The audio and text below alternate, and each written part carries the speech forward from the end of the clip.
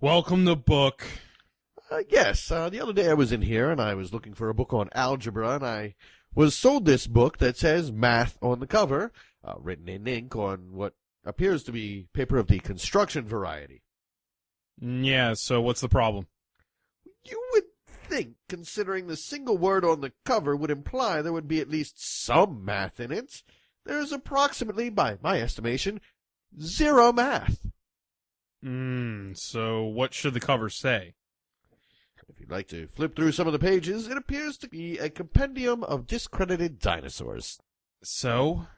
Well, considering I gave you money for a math book, which I didn't receive, so that would be nice. Or we could do a little math with the register by subtracting the amount on this receipt here, and adding it back to my pocket. Well, before we do that, is the information in the book accurate? Let's take a look. Let's see what any random entry in here says. The Noceratops. It is unique amongst dinosaurs in that it has no horns, which is a feature of, as I'm fairly certain, most dinosaurs. Yeah, so it's correct. Just a lot like, if you look here, it says, the Peglegosaurus. One-legged meat-eater, often seen in the presence of parrots, and it never existed, which is also a fact. Yes, the last sentence of many of these is correct. For example, the Plesiosaurus rex, the benevolent and kind leader of the dinosaur community, which in fact is entirely fictional. Yeah, which once again is accurate information, much like the Thoraxosaurus.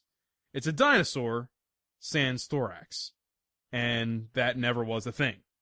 I suppose. Although, why, if it contained no thorax, would you put thorax in its title specifically and explicitly? Kind of reminds me of a certain math book I've bought recently. Oh, let's take a look at this one. The Velociraptor, the fastest dinosaur known to man, which did not exist at the time of dinosaurs and therefore cannot be proven. That sounds accurate to me, so my argument still stands. Much like, if we take into account, look at this page, the Bronchiosaurus. It's extinct due to a severe cough that lasts more than 4 weeks. And it never existed. Which is true. So, you're wrong. I just don't know why you thought I would be interested, as a man of math, in the Stegogenesis. Extinct due to being the natural prey of the Nintendactyl, which didn't exist. This is all accurate. I do know this entry, very curious. F. Murray Abraham, and, let's see what it says here. He was in Star Trek Insurrection. Right. Do you have a problem with facts?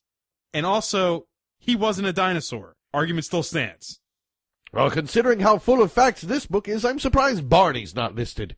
Yeah, because there's footage of Barney. He exists.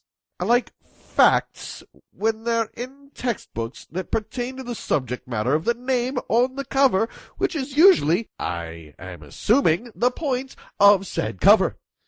Do you want to speak to the author? I mean, he works here. Honestly prefer my money back, but idle curiosity is pushing the word yes out of my mouth right now.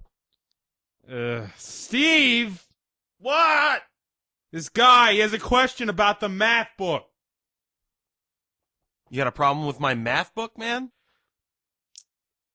Do you know anything about algebra? Yeah, dude, there were tons of dinosaurs that never existed in the algebraic period. The Discodocus, the Butsexosaurus, the Galaplusis.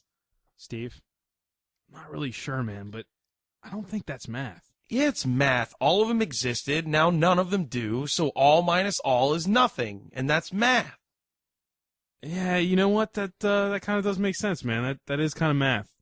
I'm glad we figured this out. See, man, when you talk things out, everyone can leave the conversation satisfied. I'm glad you two have enjoyed this little discourse we've been having, but I still don't possess a math book, nor a book with math in it, nor the money I've paid for such. Well, what other classes are you taking this semester? Grammar studies. Perfect. I just finished writing this book about grammar. It's called Grammar. Let's give it a look. And, woolly mammoths of the deep. You know what? I'm curious.